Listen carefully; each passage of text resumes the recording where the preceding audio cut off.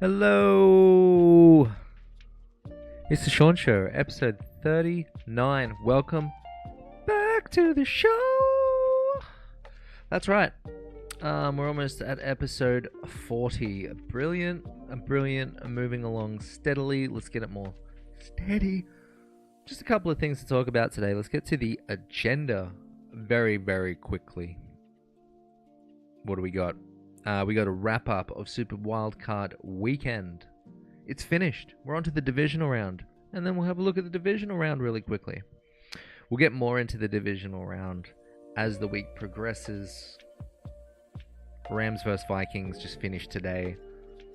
So we'll get to that soon. And then finally, we've got a little bit of a head coaching carousel. So I guess let's get started with Super Wildcard Weekend wrap-up. I really should have given myself a window here, so let me set that up super quick. Very, very simple NFL schedule, and then we just wanna change this right around here. Boom, boom, and we're ready to go, just like that. Okay, so the wrap-up. Let's get to it. Already talked about the Los Angeles Chargers versus Houston.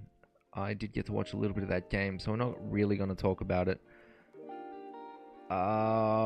We will quickly talk about the Ravens Steelers. So Ravens did destroy the Steelers. We already talked about this on the previous show. The offense is just not there for the Steelers looking into the after season, post season, off season is the word I'm looking for. So their defense is good. They didn't really show up, I guess, that much against Baltimore, but the offense really needs some work. We talked about it last week. You know, just having one wide receiver that's good and two good tight ends who are good and a running back that's good is not enough. You need more than one wide receiver, you need more than one target, or else you need some play calls to spread the ball around and open up the field. Otherwise, in this whole play action game, you're not getting anywhere if you cannot pass the ball, therefore you cannot run the ball. It's simple, and vice versa. Just looking at my notes here. Burp, burp, burp, burp. Beep, beep, burp, burp. I don't think there's a whole lot to talk about this game, honestly. They just got their asses pounded. I can't even see. Oh, yeah, there it is. And the other thing was noticeable through the game was that the defense for the Steelers actually lacked a lot of effort, not coming down to the ball, not rallying hats to the tackle, etc. So it's just not the Pittsburgh Steelers we like to see. I don't believe they're making any head coaching changes or anything. Tomlin is their boy. He's got them to the playoffs almost every season.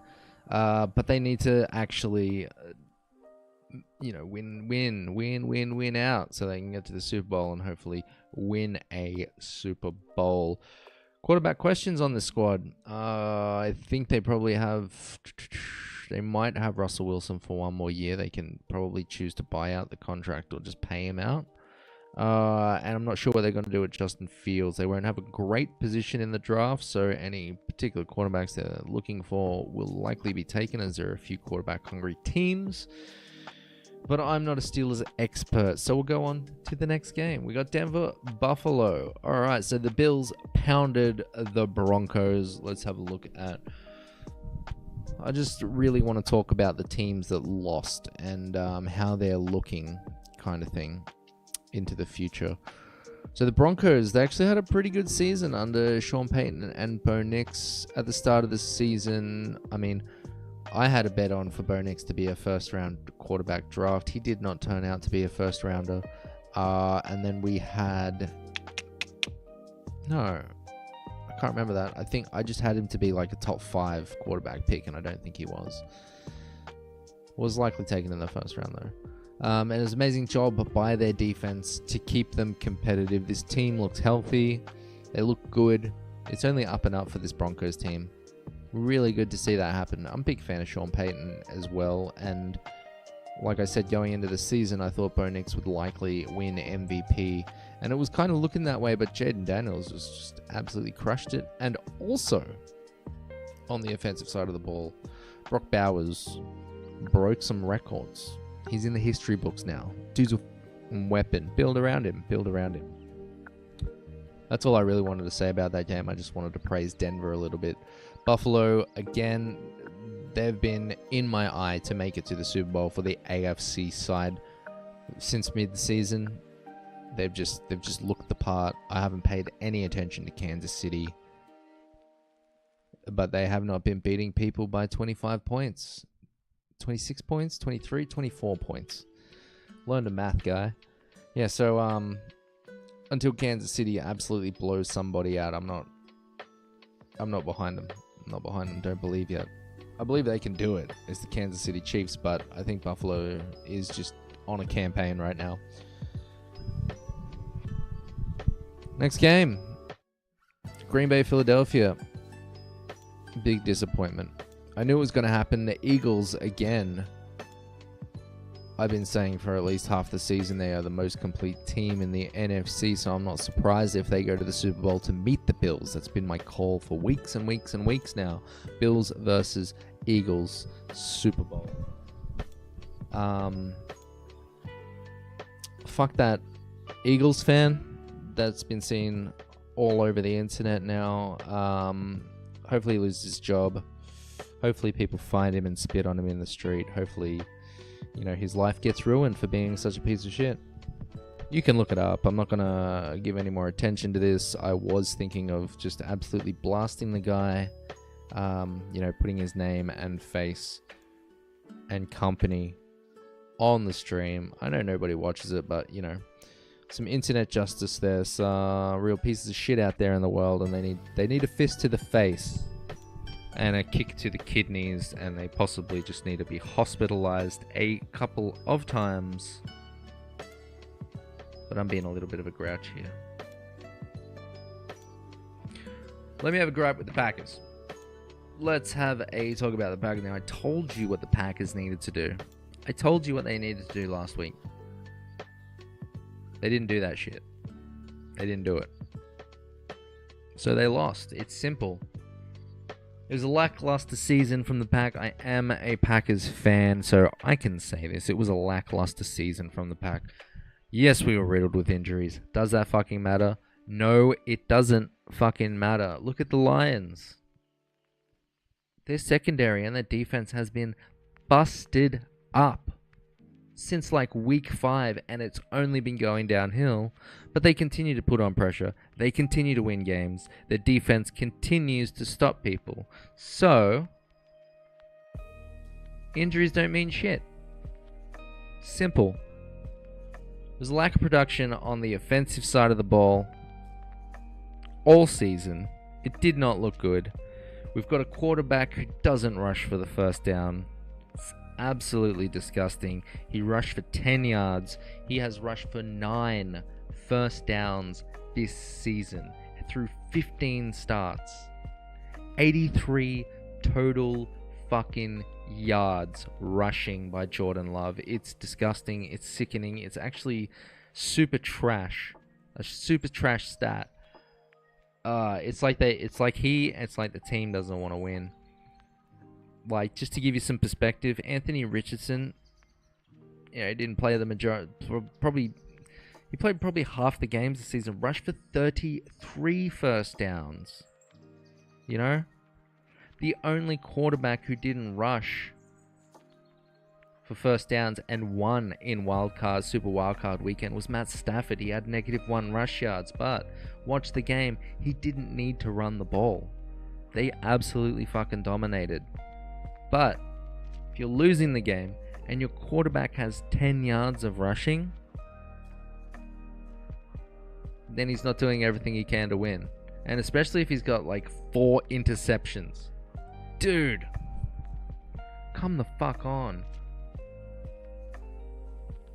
So let's talk about this game.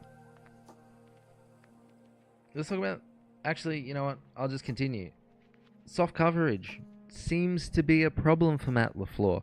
You see him in post-game interviews. Oh, well, if they're going to run this soft coverage, it's kind of like, he gives off this vibe like, what are we going to do if they run soft coverage? We can't stop them.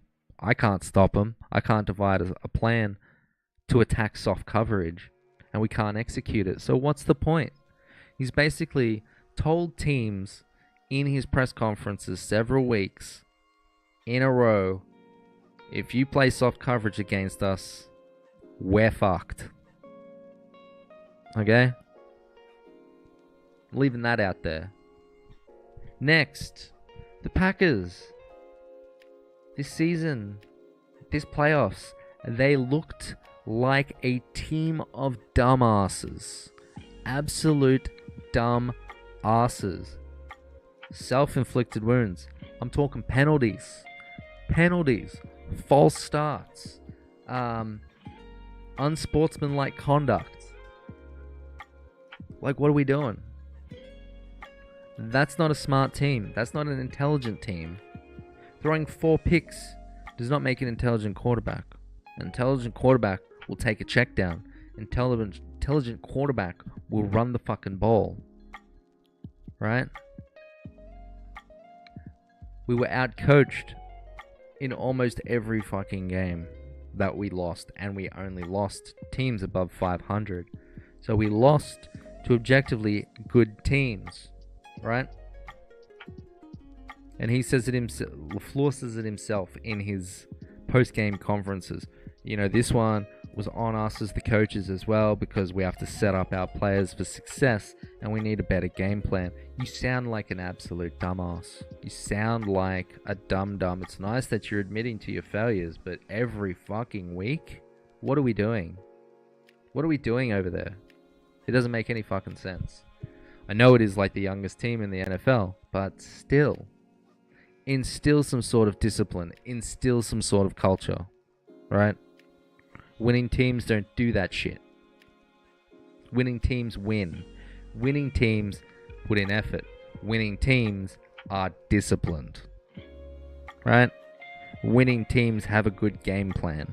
Now, the only bright spot for the season outside of fucking Malik Willis taking over the reins, rushed way more than Jordan Love, by the way, in those few games that he played. Rushed for way more first downs. Like, it's ridiculous. That was one bright spark. The other one was the defense, right? And Jeff Hafley. It is a brilliant step up from what we used to have. It is amazing. It's a step in the right direction. Signing Josh Jacobs, signing McKinney, fucking good moves. The rest of it was dog shit.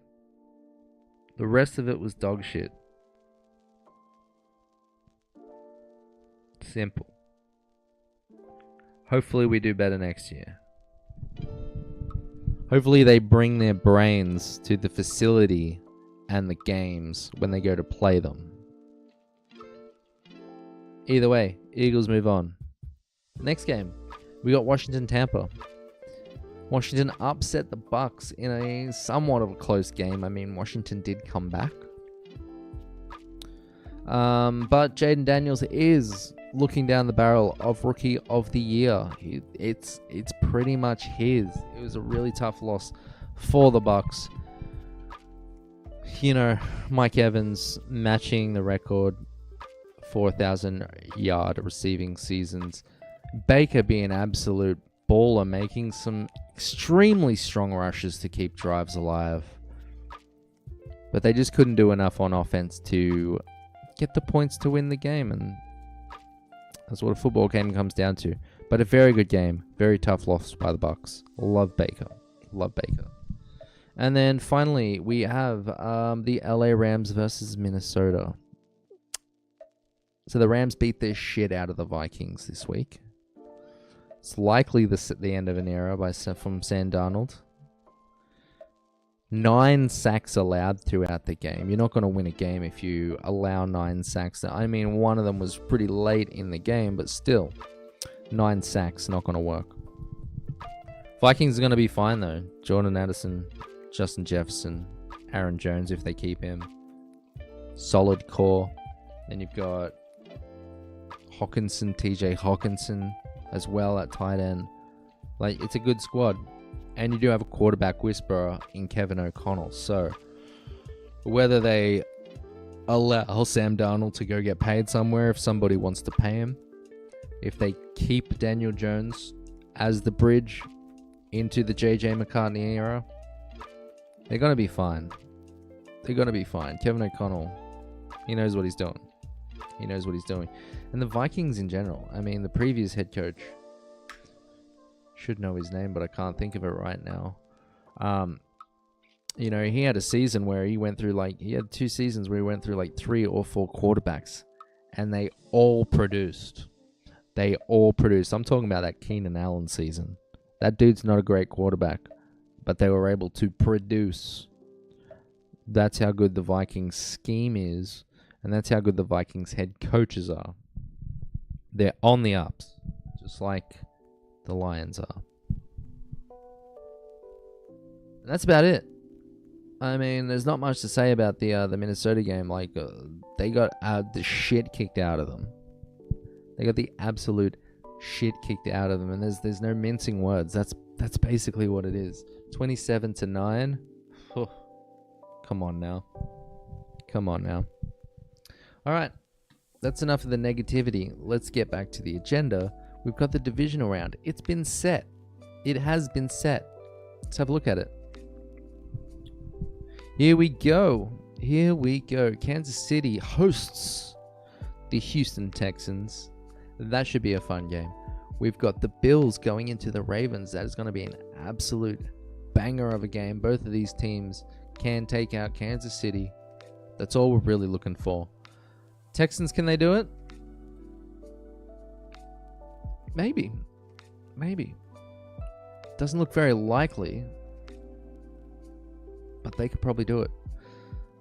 I'll go with the Kansas City Chiefs for this game, though. We'll do our picks later on in the week, closer to the games. And then in the other games, I'm probably wanting to take the Bills, but honestly, that's going to be an amazing game to watch. Both of these games are going to be amazing to watch.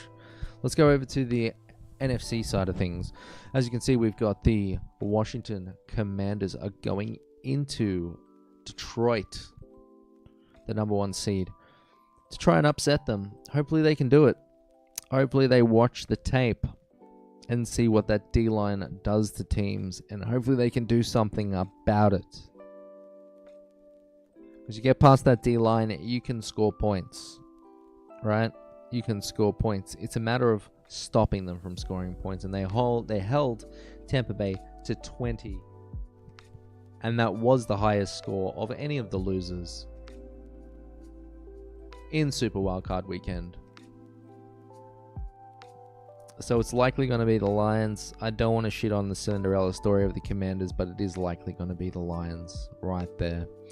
And the other game is going to be LA versus the Eagles. Again, I have said that the Eagles are probably the most complete team in the NFC, so I'll probably go with the Eagles there, but I do really like what the Rams do.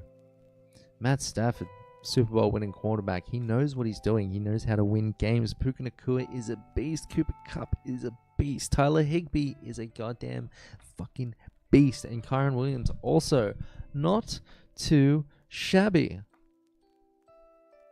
That'll be a great game to watch. That'll be a really good one to watch. Pretty much all of these games are going to be good to watch. Maybe not so much that Lions Commanders one, but who knows what Jaden Daniel and Scary Terry have in the goddamn bag. I'm excited. I'm excited for this shit. When are these games played? When do we got these games on? Good times, good times. For me, I've got 7:30 a.m. and 11 for the number 1 seed games. And then I've got a 6 a.m. and a 9:30. So there's a chance that I'll probably miss the Los Angeles-Philadelphia game. And I should be able to catch a bit of the Baltimore-Buffalo games. I mean, 6 a.m. is not that early, but I go to bed so late. That was our look at the playoff. That's our look at the playoff bracket right now. We're not going too in-depth into this stuff. Wildcard weekend did just finish. So There's a whole lot of news to look at. There's a whole lot of injury reports to go through. Situations are situational. But yeah, that was that. And if we head back to our agenda, the head coaching carousel. Okay, let's have a very quick chat about what's happening and what has happened in the NFL over the past season and particularly the past few days. In terms of head coaching jobs, what's open? What's available? So first up, we got Mike Vrabel. He was hired as the new head coach of New England, I believe maybe today or yesterday. Let's go, Mike Vrabel. The Gerard Mayo succession plan did not seem to work. He needed to build a culture. He needed, and he was just given a squad, basically. Not the greatest depth on this squad either. So, what does Mike Vrabel need to do? He needs to reinstate a culture. He needs to build a squad. Right? Now, I do believe Jamar Chase had more receiving yards than the whole receiving core of New England. So maybe that's a start. Let's have a look at the O-line. You've got a quarterback, Drake May. He seems pretty good. He'll rush for first downs because he wants to win.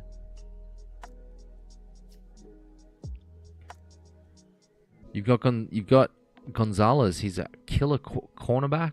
Amazing stuff. You just need to build this team. He needs to build this team. A little bit about Mike Vrabel. He played for New England for 7 years. He was the head coach for the Titans from 2018 to 2023. In that time, he went 9-7, 9-7, 11-5, 12-5, 7-10, and then 6-11. A lot of that was with Tannehill. I'm talking those positive years, and then I think he got Will Levis maybe in his last season, but I think they probably is just a bit of a shit show towards the end there, especially after picking up D-Hop. And you'd think D-Hop would make like waves and make a massive difference for what he did on the Texans, but I don't know, man. They just didn't seem to utilize him that much. And I mean, Kansas City doesn't seem to be utilizing him that much either, but, you know, they've got so many mouths to feed over there. So many mouths to feed. Another thing about that span for Mike Vrabel in the Titans, they won the division twice in that span. Now, I know that division is a bit of a shit show, but, you know, you're contending with the likes of, you know, CJ Stroud. You're contending with the likes of Trevor Lawrence, like some good quarterbacks in there. There's some good quarterbacks in there. CJ Stroud obviously was not playing during the times that they won the divisional, etc. Those were very likely the I can't remember the name of that bad quarterback the Texans have. It doesn't matter. He's not that great. But yeah, I think Mike Vrabel will do well in New England. He knows the culture. He knows how to coach. He's a hard-nosed dude, so he's going to build that culture strong. There's going to be great expectations. This is probably going to be a very, very disciplined team. Don't expect them to win out in the 2025 season, but expect them to build. Expect them to start making their way up away from the bottom of the draft. So yeah, that's one coaching spot filled. The next one that is open is the Dallas Cowboys. Mike McCarthy was released. His contract ran out, and Jerry did not want to re-sign him. He was let go yesterday, the January of the 13th. Now, Jerry Jones, to me, is a sack of shit. Dude's a piece of shit. Not only for what he did to Cooper Rush and all of the other non-signings and not wanting to pay players, but he actually just screwed Mike McCarthy out of 2 coaching interviews. Obviously, one with New England that they knew they were going to hire Vrabel, but there was the Chicago Bears job open that we'll get to, and he couldn't go to that interview. So he kind of got fucked. In the meantime, Deion Sanders and Jerry have been reportedly in talks about this head coach position, so we'll see what happens there. Next up, we do have Antonio Pierce. He has survived the Raiders one full season as head coach after being appointed interim head coach at the end, sometime during the 2023 season. He was fired on the 7th of January, so this job is open. That's a second head coaching job available. Next up, we've got Doug Peterson. He was fired at January 6th, one day before Antonio Pierce. I mean, whoever walks into that place, whoever walks into Jacksonville, they've got an okay roster, okay team. The trouble is going to be dealing with that owner and that GM. I don't know what the fuck's going on that side of the ball. This GM is just like, this owner just seems to just like fly through coaches. Just, oh, yep, no, you couldn't do it. All right, we'll go to the next one. Oh, yep, you couldn't do it. Let's go to the next one. And it's like, this is not good for a talent like Trevor Lawrence. Like, the guy just goes out there and bowls. They put up 40 points when he's healthy. They just need some stability at the head coaching role. Somebody who can instill a culture. Somebody who can keep the team together and keep them moving in one direction for longer than one season, because one season is not enough. Right? We're not all head coach for the Texans. Can't turn shit around in 1 year. Alright? I mean, we're not all Sean Payton either. He had a really good defense to rely on. Next up, Chicago Bears. So, it's like old news now. Matt Eberflus was fired in November the 9th. And then interim head coach Thomas Brown was hired as the interim head coach. I don't know what the deal is, if they're going to keep him as the head coach. But flipping around head coaches when you've got a brand new quarterback in Caleb Williams is not the greatest thing. Right? These quarterbacks need stability. If you're going to develop these guys, they need to be one with the coach, and they can't do that if they're consistently having a new head coach here this year and then next year, and I've got two head coaches this year because of an interim. You can't be doing this. You need to find somebody and stick with them for at least 3 years. It's that simple. You know, unless you've got an absolutely Pro Bowl caliber roster and you go like 1-16, then you're like, something's wrong here.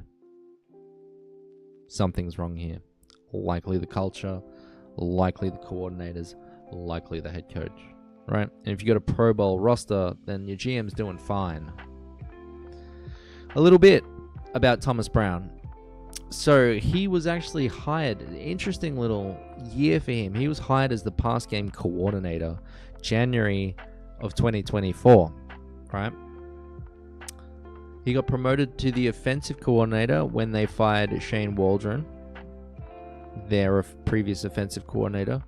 And then, after going from pass game coordinator to offensive coordinator in one season, he then took the next step to be interim head coach. All of these jumps within 1 year. Kind of crazy. Let's see what they do. Matt Eberflus this season was 4-8. Thomas Brown was 1-4. That's all I'm going to say about that. That's all I'm going to say about that. Maybe somebody else can do a better job. Next up, we've got the New Orleans Saints. So, they fired Dennis Allen November 4, and Darren Rizzi took over interim head coach duties. They haven't said if they're going to be sticking with Darren Rizzi. Their quarterback situation was just rotating this season with Derek Carr's injuries. So, it's really kind of hard to judge how well Darren Rizzi did. He did make some really good play calls during the games that he head coached. Some really good decisions. The guy's a special teams genius. He was paramount in changing the kickoff to the dynamic kickoff. They were going to get rid of it completely, and he helped come up with the dynamic kickoff and helped promote it to the league. So really good stuff there by Darren Rizzi. Very smart human being. Be interesting to see if they keep him or if they just or if they'd be like, hey, are you happy being special teams coordinator? Or do you want a shot at the head coaching job? I haven't looked too far into it, but there is a head coaching job likely available in New Orleans. Next up, we've got the Jets. Obviously, they fired Robert Saleh in October 8, and Jeff Ulbrich took over as interim. I don't know what's going to happen there. They haven't said anything, which is why it is in the black. Same with Darren Rizzi. Same with Thomas Brown. Who knows? Let's see. Let's see what goes on with the Jets. Not a great organization. From the ownership straight down through the rest of the head office. I don't know what the fuck's going on with that franchise. But yeah, if you're listening to a teenager, or if you're getting told what to do by a teenager, you're probably just going to continue to go on the down streak. Now that I think about it, I always believed that they really needed to get rid of that sweet, sweet boy, Zach Wilson, and keep Mike White. But they did the opposite. So they brought in Aaron Rodgers to try and mentor a young quarterback. And out of the two players, Zach Wilson and Mike White, they decided to stick with Zach Wilson, even though he had shown zero progression over like the 5 years that he'd been in the fucking league. But then, in that time, when Mike White had to step in because they benched Zach Wilson, the team was behind him. The team wanted to play for Mike White, right? He had the moxie. He had the guts. He took a massive shot while delivering a fucking dot, right? He does that for his team. Yet, I'm assuming Brick looked up to Zach Wilson because that guy is a MILF hunter and probably thought he was cool. Mike White probably didn't have a great Madden rating. These are things to think about. But that organization really should be looked at for coaching, like for misconduct, like organizational misconduct. It is an absolute shit show what's going over there. Next up, we have the New York Giants. Now, they have announced that they are sticking with their GM and their head coach even after this terrible, terrible season. They got rid of Saquon in the offseason. And then they decided to pay Dan Jones and shipped him off. I would have gotten rid of the GM like that. I would have been like, you're fucking done. Get out of here. Like, get out of my fucking face. I don't ever want to see you again. I don't ever want to hear of you again. That's what I would have said to the GM. Let me get his name. New York Giants GM.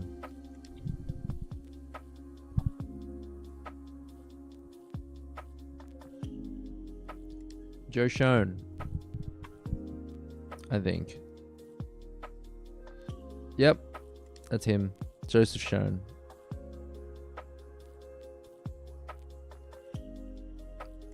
Images, please. That's the guy. So they're sticking with that dude. The one who gave away Saquon because they didn't want to pay him the money. And the one who decided to pay Dan Jones and ship him off. So, yeah. I don't know what to think of Brian Daboll as well. I want the Giants to be good, but as long as this Joe Schoen is there, I don't think it's going to happen. Their defense stood on their fucking head this season, and the offense couldn't do anything. Like, they've got a good running back. They've got some offensive receiving weapons, but like, bruh, what is this shit show? Do better. Owner needs to sack this fucking guy. They need to sack that GM. Next up, we do have the Colts, another team in the shit show position. There is still no word yet if they're sticking with GM and head coach. But the GM really should be in the hot seat. The team has not hit the playoffs once since Chris Ballard has been the GM for the Indianapolis Colts. Something is not right. He is not great at helping instill a culture. I don't know what's going on, I don't know what's going on. He's trying to make moves, but he just seems to be super soft. and that's not good. On the head coaching side, Shane Steichen, I don't think he should be in the hot seat. They didn't do amazing this year, but he was only hired in 2023, so you need to give this guy at least another year. All right. He did get a quarterback, Anthony Richardson, that just does not seem like the guy, taking himself out of games, you know, fucking saying he's tired mid-drive in the red zone. Like, what is that shit? What is this shit?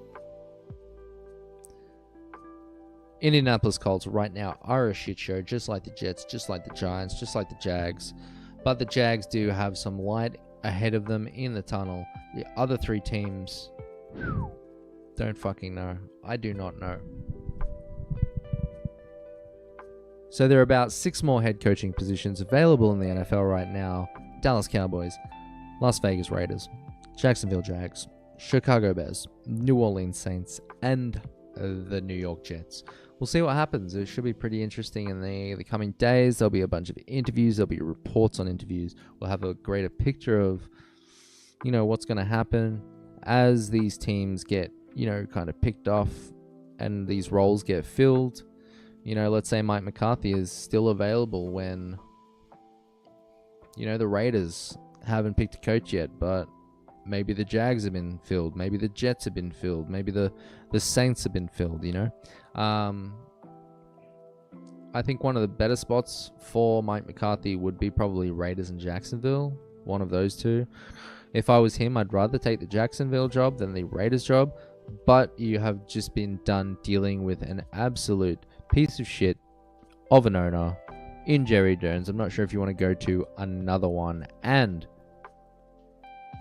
I don't really have much faith in either of the owners for the Raiders or Jacksonville. But at least it kind of seems like the Raiders owner will leave you the fuck alone. And then when you lose, he'll be like, look, you need to get out of here. Alright, simple. But yeah, I'd be taking one of those two jobs. Raiders do need a quarterback. Aiden O'Connell is not the guy. He is not him. Anyway, today's been a fairly negative show. I do apologize about that one. Still got a sour taste in my mouth from that Packers game, honestly. I did say that he needed to rush the ball, and he didn't rush the ball. So still a little upsetty. But we'll have a better show next time. I do have some videos that I'm working on. I'm just like collecting stats, making visuals, and writing scripts. So please keep an eye out on the channel for that. Yeah. That's TheShaunShow, episode 39.